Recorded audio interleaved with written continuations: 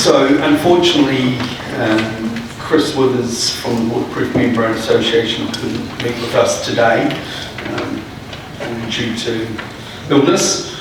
So Steve's going to step in and not necessarily going to ask questions, but I think Steve knows a little bit about what the updates to the Brand's Good Practice Guide was all about.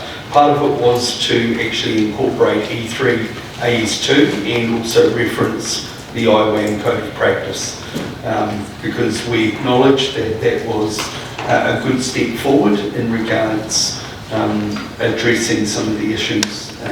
Part of what I wanted to discuss was E3 in particular, and we did have this discussion with MB on numerous occasions, and also the wider construction industry, where there are certain portions of E3 that are written which are actually not achievable, and that's difficult for an industry then to follow when you've got a standard, and I think you've seen that in real life too, haven't you, Steve? Yeah.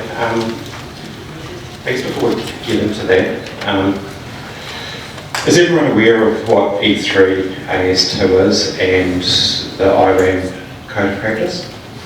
Are we confident, or would we like a little bit more information on how those fit together? Well, upstairs. Could you explain, we obviously have the IWAN, which is the Waterproof Manufacturers Association Code of Practice, and how does that fit in with the acceptable solutions for E3? Sure, I think Richard explained it very well in his part, and most of his photos were far better than mine. I didn't have any mushrooms growing on carpet. I think I've got one of the little trees growing on carpet, so I might have one up on Richard. But the bigger tips in regards, it is basically a best practice where E3 AS1 was considered a minimum requirement, but to a degree we've got some failings. Excuse me, sorry, I'm still going to cough every now and then, so I do apologise. But we have some failings from E3 AS1 in regards, although a solution to meeting the E3 requirements, there are some technical aspects, and I'd just like to express one or two. So within E3 it mentions steel troweled concrete being an impervious surface, and we know as an industry that any products going over concrete where it's steel troweled must be ground back to allow for primers and correct adhesion, which then makes it not an impervious surface. So the statement actually isn't achievable via any manufacturer's technical information, and that's just one of the issues. So when council utilise that portion to see a compliant pathway, yet in reality the concrete needs to be ground to open the pores to make it now porous, now it requires a membrane. So the statement, although looks good on paper, in reality doesn't really work, isn't achievable. What we're talking about unintended consequences and things like that. So we've got the IWAN Code of Practice, which is AS2, and then we have the TANZ Best Practice Guide. How do those work, relate to each other? Yeah, sure. So hang on a second. Sorry about this cough, I've had it for a month. How they work together is the Brand's Good Practice Guide referenced E3 AS1. So again, a minimum standard, and by referencing E3 AS1 with the inherent issues that are associated with it, then we would be referencing as a best practice things that couldn't be achieved. So we acknowledged, and thank you, we acknowledged that that was an issue, and E3 AS2 in regards with the IWAN Code of Practice actually gave a clearer pathway, bigger green ticks, as it were. Yeah. and a lot clearer details of how things, almost more prescriptive, isn't it? Yeah, absolutely, and I think details are so important. You mentioned it before, and it's not a slight on AS 3740 because in essence that's a fantastic standard. However, when it comes to the details, they're unachievable, totally unachievable. I think Richard may have brought this up again, where it was basically looking at the details were imaginary. Do we have any questions around how that works? Because one of the things, a common theme we've heard today is around how we actually need more consistency, which tends to lead to a more prescriptive approach, almost, you know. AS1 was very, very broad in what you could do, but we actually need it to be a little bit more prescriptive, a little bit more line in the sand as to what we do, so that when everyone's approaching it, when our designers are approaching it, tilers, even pricing them, we've got a stationary target to hit rather than a moving target. I think that's huge. So. It is, I'll just use an example, just in regards to A3740, some of the details would show perhaps a water stop as an example. If you scaled it correctly, the water stop at say 13, 14 mils in height, your bond breaker rather than being 12 mils is around about 3 mils. The tile adhesive rather than being 4 to 5 mils is 25 mils. So the scales were so far out that there was no product which actually was achievable to create that detail and be compliant to the standard. It looks good on paper again, but not achievable. And that information then, if a applicator were to follow it, not being achievable, they don't know how.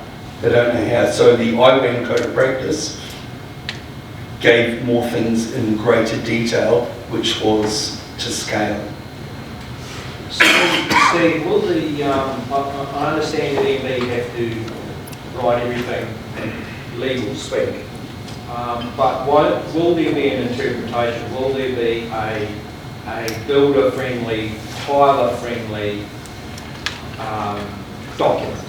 We kind of have that in the TANZ document. It's been endorsed. Certainly a lot, yeah. It's been endorsed by MB. Yeah. Look, a lot of the issues could be solved by adhering to the TANZ best practice guide. Yes, correct. I guess the only thing is it's not mandatory. Although, if you're talking on a detail by detail things like water stops are mandatory, that doesn't get followed. So there is a whole lot of framework coming in. We've heard about the work that MB's doing. It's not going to be one piece that makes it all fit together. It's going to be the licensing, it's going to be the changes to the acceptable solutions, it's going to be education, it's going to be QA, it's going to be a whole raft of things that pull together. And it seems like they're all converging at the moment, which is just great, because like I say, a few years ago we were a long way away from where we are now. We've made such huge progress. I think also just in regards to the pathway for compliant work to meet E3 is incredibly important, and for everyone to see how the Building Act, just referring to 14G of the Building Act, where to meet the building code requirements must follow manufacturer's instructions, technical details. So that's actually a key point where as an applicator, you're instructed by the manufacturer to follow those details provided. And those details, more often than not, will reference AS3740. And then if we look at, under terms and definitions, the word shall, meaning mandatory. So it's not up for debate. That technical detail, which complies or follows through with 14G of the New Zealand Building Act, is actually a requirement to follow. So now we've got a pathway, and then when we look at a brand's appraisal that a council will rely on, to confirm that the product also is acceptable for use in section 11.5 of those brands appraisals. Not a copy and paste, but they kind of are a copy and paste. So it's 10.5 or 11.5. It will reference again AS3740 as the pathway to meet it. Again, that's part of 14G of the Building Act. That's the technical information. That's the pathway we must follow. So all of a sudden we've created, well, we haven't created, a pathway has been created for compliant work to meet E3. But what we have to remember is what is in those standards and how those details drawn and described. And that's really important because, as an example, a leak control flange that has the base sitting over the top is not compliant to AS3740. There's not one detail in that standard which shows that or describes it. So, and again, as we mentioned before, that is because the membrane can't be applied accurately. Yet, we see it done all the time. It's very common to see that detail. It's also still common to see things like spot fixing. So, yeah, we do have the standards. At this stage, we're not compliant with them. Yeah. Floorways, what's the requirement of them? I mean, I just find it quite confusing reading the standards where they're required. Yep, so which standard are we referring to? Well, if it's the IWAN code of practice, that will say something different to AS3740. What's your application? Well, just in bathrooms or laundries. Yeah. So we're talking second story, multi-residential. First story? First story. Yeah, just we're trying to, I guess, get a one rule for all of them. Yeah, with a first or second story. But just how far do you go with these? Does the laundry require one? A floor waste? Yeah. And again, it probably should as an overflow, but then you'll have an overflow within the plumbing setup as well. So there are occasions when no, they're not required. Whereas the laundry is in a garage. Yeah, so it depends. It's unfortunately there's not a silver bullet where one statement does cover all. There are differences within how things are constructed. Where, like Steve said, excuse me, is it second dwelling? So if it is, then yes, because what we're looking at is preventing problems and issues. I was at a job recently where a second story bathroom, the detailing wasn't done correctly and the ceiling had to be removed below. So again, if the detailing was done correctly, not a secondary waste issue, but no less a detail around a waste. And the resulting damage is quite severe. Sorry. Yep. I think the biggest thing for me, being in this industry for quite some time, is just trying to find the correct information. There's so many different documents, so many different references. There's so many different. We've got brands. We've got E3AS1, E3AS2, AS3740. We've got RWAM. We've got all these different documents. Why can't we all just have it in one place where the Tyler that can't read English or barely speaks English or whatever it might be, you go to one place, he knows where to get the updates every time there's an update. At the moment, you've got multiple different authorities as such giving different information, and it's just a bit of a minefield, to be honest. Mike and myself spent maybe 4 hours one afternoon arguing about what we interpreted as, and both of us have been in the industry 20 plus years, and we couldn't figure it out. We couldn't agree on what it actually said. And that's the problem for me, I think, is the interpretation. The problem that you've also got now is you've got ChatGPT. So every homeowner is an expert, and they start ChatGPT and everything, and start questioning me on things. Why was the waterproof, the kitchen station, or why have we waterproofed some other area, or whatever it is, waterproof ground. So we're itching to answer this, and I'm pretty sure it's not exactly the same answer. Before you answer it, Brendon, as well, just to add to that, because we've had the same issue with the Australian market, right? So, yes. And we always talk about 89% of failures, 90% of failures being applicator driven, right? So it's kind of telling you that a lot of the root cause of the issue sits in the practicality of being able to achieve those details, right? So, to just add to that point, is that if you were able to devise a one-size-fits-all to a certain level, you're never going to be able to achieve everything, and that's why you have alternative solutions on it, right? So, but if you could, 90% of those parking designs in one application, I don't think anyone might be able to do that little bit extra, right? Yeah. Because again, you're driving consistency, repeatability, and away you go. So to answer both of your questions, the TANZ Best Practice Guide, that is it. It's got the history right back from 1995 right through to today. It's been endorsed by MB, it's been supported by CGF, it's been updated to E3AS2 to reflect E3AS2. If you want the answers, it's all in there. It is one, so we reference AS3740 right the way through. We reference E3. So, excuse me, sorry.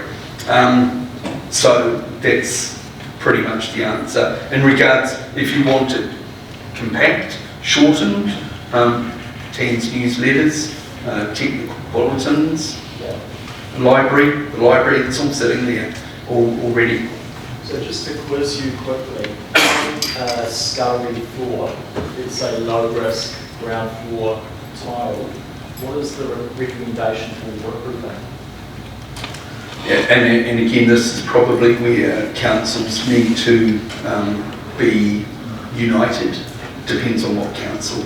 So in some councils, no need for a waterproofing, others needs to be tanked, need a secondary waste, need water stops. So it really, it's not just we can answer it.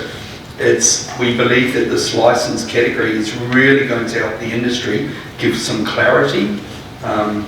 As Duncan mentioned today, the Minister also mentioned about working a little bit more closely together so that we have less interpretation.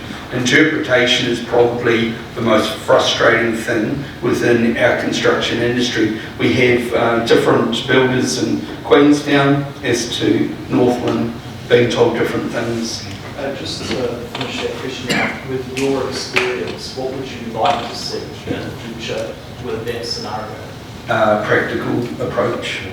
So if we've got a problem in an area that needs to be addressed, we address it. If we've got no problem in an area, then we're wasting money and time.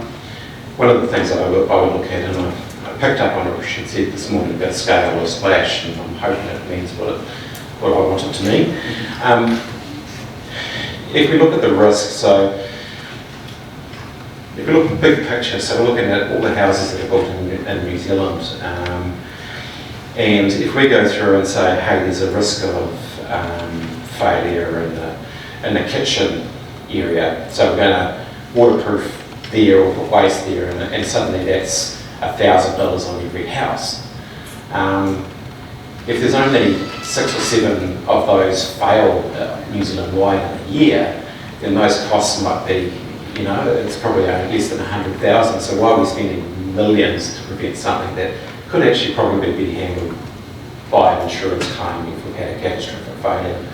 So that's kind of where I would like to see it go as far as risk-based.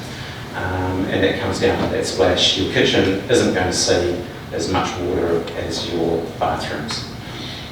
And just building on Brendon's talk about the details, that's kind of where I sort of talked around, we need an overlying understanding of what makes good waterproofing, It may vary from detail to detail as far as you go into manufacturer specific, but we should have an overall understanding of, hey, you need water stops, you need to be waterproof in this area, this needs waterproof and this doesn't. That's the overlying philosophy, and that's what we see in the other building clauses. So where you can go to E2 and you can see the same principles being applied It might vary by manufacturer slightly, but those principles are the same no matter what. Okay, thanks team, and appreciate Steve stepping in for Chris there, and we'll now hand you back to Chris.